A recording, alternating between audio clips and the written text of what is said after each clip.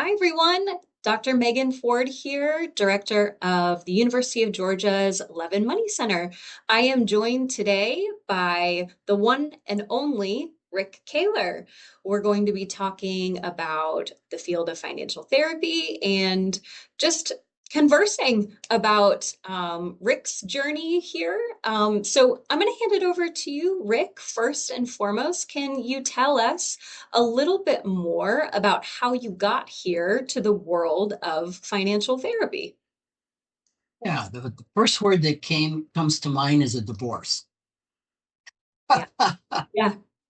And that started my interior journey, Mm, which was not necessarily about money right away. Um, and in So I had a number of years just in therapeutical, in recovery, finding out that I even had a right brain. And in 2000, I think it was, I discovered the union of money and emotions, which shocked me because I was one of the financial planners that if an emotion got out in the room, you try to stomp that out as quickly as possible and get back to the mutual fund chart.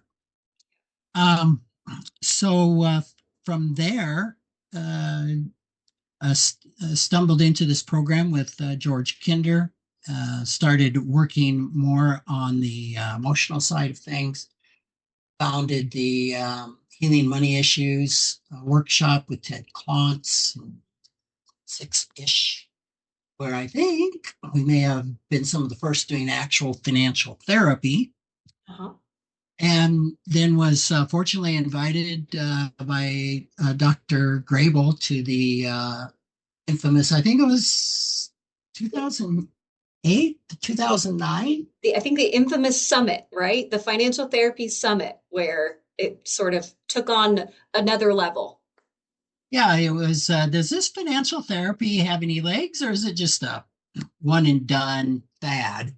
And it wasn't a unanimous vote Mhm. of the 30 there, but there was enough of us that felt it had legs that then the Financial Therapy Association was formed, and we have been evolving ever since. So it's been really exciting to be on the cusp of this movement. Of course, like 150 other people, I thought I invented financial therapy, and found out that the universe had there was 150 other people that were doing this A and lot didn't of know anybody else co-founders. existed, right? Mhm. One of them being Megan Ford. Uh, Right, right. Well, I feel like I was kind of along for the ride at that point, but it's really exciting to hear, and talk with you as what kind of what I deem one of the originals, one of the 30 that were at the original summit, is just a cool perspective to have and to have been in in the in the world, in the financial therapy world from that point on, and to see the evolution, I'm sure has been amazing from your perspective.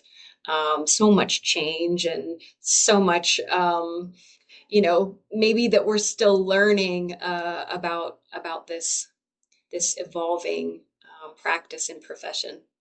if you think about it, financial planning took, let's say, 40 years to kind of come into its own. I remember back in the day, I got my CFP in 1993, and we were just struggling to even get it recognized. Nobody knew what a CFP was. Nobody really knew what a financial planner did. And the Financial Therapy Association finds itself somewhat in the same place. When I'm traveling, I like to write a lot on planes, and I don't want to be bothered by my seatmate. And if they ask what I do, I say I'm a financial advisor. That ends the conversation. If I want to That's a talk or I don't want to write, I say I'm a financial therapist. What's that? I have never heard of that. That one does spark curiosity for people, in my It experience does. too. Yeah, like what is that? And kind of a light bulb, like, oh, maybe I need that too. Exactly. And so as a profession, we've we've been at this for what, about 15 years now as an organization. And we have so much further to go. And like CFT, what's a CFT? I've never heard of a certified financial therapist in my life. Right. Uh, so there's many years ahead of us until one of my associates sent us a picture of what is a CFP on a baggage claim um, stand in Chicago. Oh, Like I didn't wow. expect that here, and I can see today when we'll have what is a CFT, you Mm. know, all over the place. That will be our indication that we've really made it. Well, I appreciate that perspective so far, and I think the next question that I have is like your understanding of probably yourself and who you are in this space has also evolved as time has gone on and the field has matured little by little. I feel like we're still a field within our youth. Um, we're Totally. teenagers, Yeah. probably at this point now. But how do you describe yourself and what you do in financial therapy? Yeah, it's an evolution. It's been an evolution as far as defining myself as a financial therapist. I did not define myself as a financial therapist Mm, for a long time. yeah, I would define myself as where I belonged in the financial therapy process. yeah. As a financial planner, I hold half of the equation. The therapist holds the other half of the equation. If we're both in the same room at the same time, we got the whole brain in the room.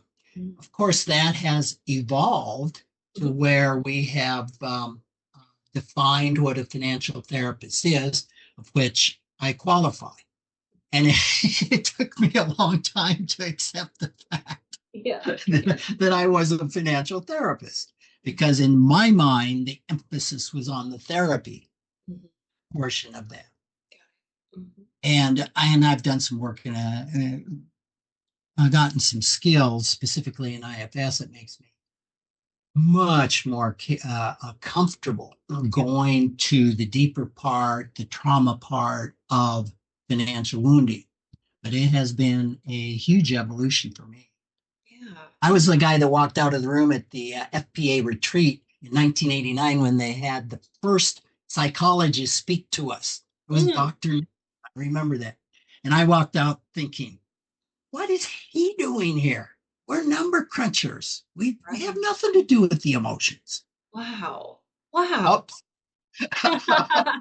Well, I mean, yeah, you're talking about such a personal transformation, and journey from sort of that rejecting stance, that you carried for many years, and now really like having gone through some of that internal processing you talked about, and experiences that really led you to this new place. That's fascinating. So I guess my next question kind of connects to that, which is, for those individuals who maybe are new to financial therapy, and are wanting to explore this professionally for themselves, do you have advice that you would give to them? The first thing that comes to mind is the importance of doing our own work. It's really hard to be with another individual. We know it's hard for a therapist to make space or be fully present with an individual if they haven't done their countertransference work, which means doing their own work. And this is so important for us both on the financial side and on the therapeutic side. That I remember I took a course on how to be a group psychotherapist. I was the only non-therapist in the room. Mhm. And he says, if you want to be successful in this business, and I about jumped out of my skin because oftentimes therapists don't look at what they're doing as a business. Uh-huh. He said, you got to do your countertransference work. You will be successful to the degree that you do that work. Mm. And I think sometimes that's so underemphasized because the focus is on the coursework and the focus is on getting the degrees and the academic education Skill and development. Yeah. things that just can't be taught academically. And we don't have a have you done your own work requirement in Mm. the CFT? And we don't have that. I don't think any, very, very few designations have that type of requirement. And I think it's the most important thing that we do because we can only take a client as far as we've taken ourselves. Mm. So that's like an ongoing continuing education process that probably never ends. Yeah. In doing financial therapy, I'm trained in and certified in IFS. And I would say in 50% of the sessions, I'm using things that I learned personally when I was the client, not academically. So Mm-hmm. I think that is often understated. Yeah. Importance. So advice on really just making sure that you're looking inward. How many And financial doing therapists have had their own financial therapist, right. have done their own work being the client? Yeah. Yeah. How many have had their own financial plan? How many have been in therapy? And Exactly. I think there's a fair number these days, but there's some that haven't. Yeah. I like how you also talked about how that journey to being self-reflective and knowing yourself, that doesn't end. That's a continued kind of, we've got to hold the mirror up with regularity to really stay kind of on track with that over time. We are constantly changing as human beings as we interact with new information and all of that. So that completely makes sense to me that it's not a one and done. I'm not going to look at myself, one time and know all that I need to know, or all will be revealed in one fell swoop. Yeah. In so many professions, when you get your degree, your designation, especially your license, uh, with a license, it's like, okay, now I know how to lose my license, Right. but I don't know anything. I'm thinking of real estate. I'm thinking of appraising. And it could be very true of mental health. Yeah. Uh, I don't know too much about being whatever I'm licensed in, but I sure know how to lose the license. Well, that kind of brings me to, you talked about how there's this continuous um, reflecting and learning that's important to this process of being a really effective, not only professional, but if we're talking about a financial therapist in particular, like this is this is key. Um, I'm curious then, where do you go to continue to learn and grow yourself? Do you have particular sources or resources that you are your go-tos? You mentioned IFS, and I know that that's been a big part of um, your recent work. So maybe you could also illuminate a little bit of what that is. Yeah. I stumbled into IFS in 2017. And it took me to places, my very first session with Dick Schwartz that I hadn't reached in 25 years of psychodrama, group psychodrama. So I've done IFS weekly ever since 2017. So that's important.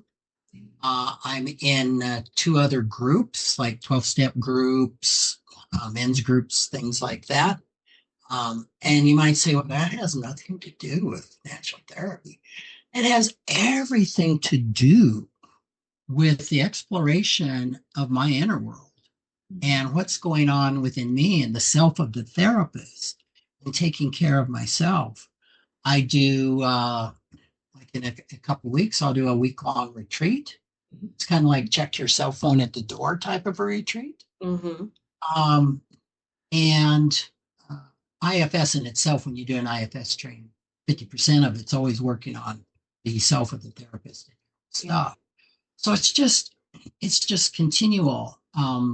I exercise every day. I eat a really good diet. I generally take care of my physical body.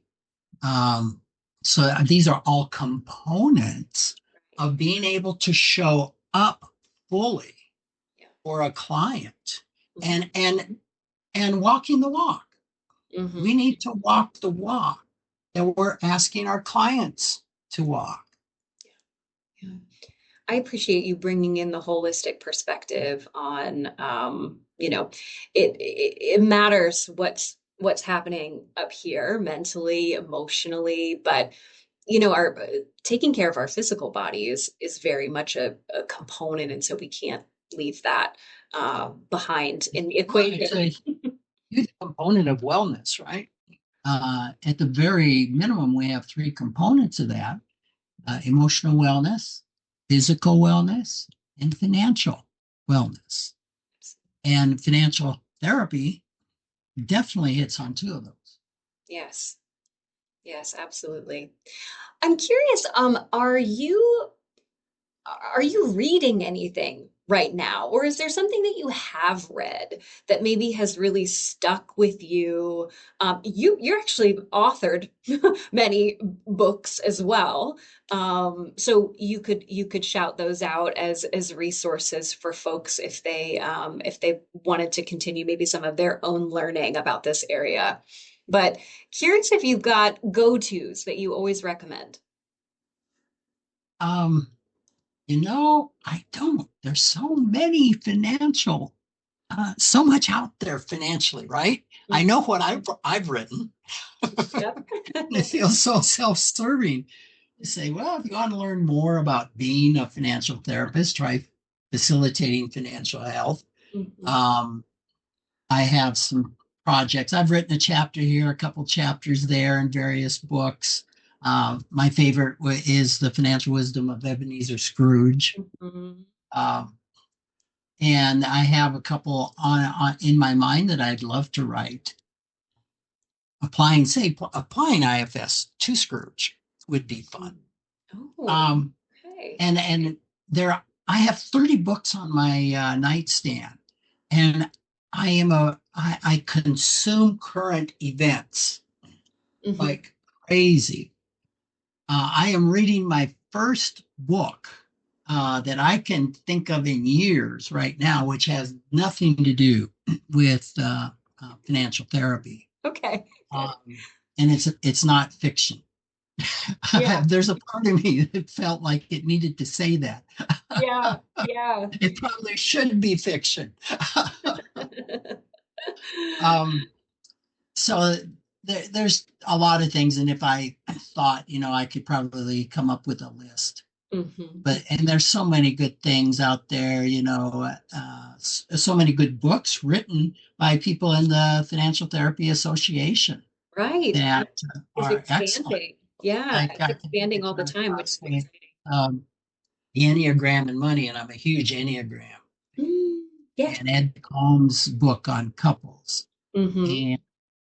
and I'm missing a ton of them. Yeah. But back when we started this, there wasn't anything written on financial therapy. And even today, when I'm putting in an RFP to speak, it's really hard coming up with sources. It's getting a lot easier. But I just used to have to quote my sources, and then they'd come back and say, Tilt, you can't do that. You've got to quote somebody else. Well, if you, I love the thread, a thread that I've noticed throughout the conversation is kind of like the evolution of financial therapy and where we have been and where we are going. So as we sort of wrap up our time together, I'm wondering if you could make a broad sweeping change to the field of financial therapy today, what might that be? Yeah, that's a good question. I think the certification is important. I know there's a lot of my friends disagree with it, just disagree with certifications in general. Mm. I would add uh, a having done your own work, a personal component in some way to the certification, which, like I said, you hardly run into anywhere. So it's not a criticism of the CFT. It's just taking it to another step. And um, I think right now the association is working on tightening up the CFT. We understand a little bit more about what it takes to step into this space with folks. So it's an evolving process. And to your credit, Megan, I think it was in 2015-ish that you were part of the leadership that energetically stepped into creating a certification. And I Uh-huh. remember at that time, I must have been old at that time too. I was just like, oh, geez, this is a heavy lift. Um, Indeed, indeed. and I don't know that we understood how heavy a lift that it was, Mm. but it's necessary because, like I alluded to, anybody can call themselves a financial therapist. Anybody can call themselves a financial. And that's why I think that there needs to be some low bar with high standards that says, yeah, I'm really hitting on the major cylinders of doing. Yeah. But I'm excited for the future of financial therapy. We've got another 25 years to go before we probably mature, but Hmm. it's really exciting to have been part of something that is evolving, and there's a huge need for. The marketplace is saying yes, this is important. The media is saying yes, this is, and that's pretty exciting. Yeah. What financial therapists do matters. And as we're more and more recognized for what we can contribute to the well-being of our communities, the people that we surround ourselves with, our clientele. That is very, very exciting to see, continue forward. And I just want to say so much gratitude to you for your time and providing us some insights into your own journey and helping us to learn a bit more about who you are and what you do. And we got to speak with one of the originals, so that was immensely cool. And also gratitude to you, Megan. The Love and Money Center has and I think still is one of the only programs that combines financial planning with therapy, Mhm. and it has been trendsetting. How old are we? I think 10 years? this, so I think the original founding is somewhere between 2009 and 2010. It's So 15 we've been years. at it for a while. That and it's amazing that you still remain, I think, the only program that's doing this. Yes. While there are other, programs who have these components, the Love and Money Center is really the only entity within the country and really that we know of in the world that brings these two disciplines together in a training environment, and that is able to do it at that level. Yeah, that's just amazing. And it's almost as amazing as the fact that all of the financial therapy programs are in the financial planning division, the business divisions of universities. And I don't think there's one therapy mental health program that has embraced finance. And I was told early on by Dr. Ted Klontz, I said, "Oh, wait until the therapists get hold of this, and they'll be all over it." And he says, "Yeah, what are you smoking? Going to be your side of things that's going to embrace the therapeutic Mm, element." mhm. And he's been totally right in that. So kudos to you for the vision that you've had, that UG has had uh, around this. It's just been phenomenal. Yeah, And standing on the shoulders of giants helps. And it also really helps that, you talked about financial planning programs and how they're often situated within business schools and business colleges. Here, at the University of Georgia, our financial planning program is situated within the College of Family and Consumer Sciences, situated alongside the couple and family therapy program. So that really does help to, I think, decrease some of the barriers Mhm. around that. And, we have fantastic support. And the University of Georgia embraces interdisciplinary work, and our college leadership embraces that as well. So we are well supported, and again, that really does help over time meet these objectives, get to the place where we've arrived today with the Love and Money Centers. So thank you, Rick. Thank you so much for your time and for your work. I feel like we are also standing on your shoulders as a professional who has brought so much enthusiasm and effort and time into this field. So we are incredibly grateful. Thank you so much. Thank you, Megan.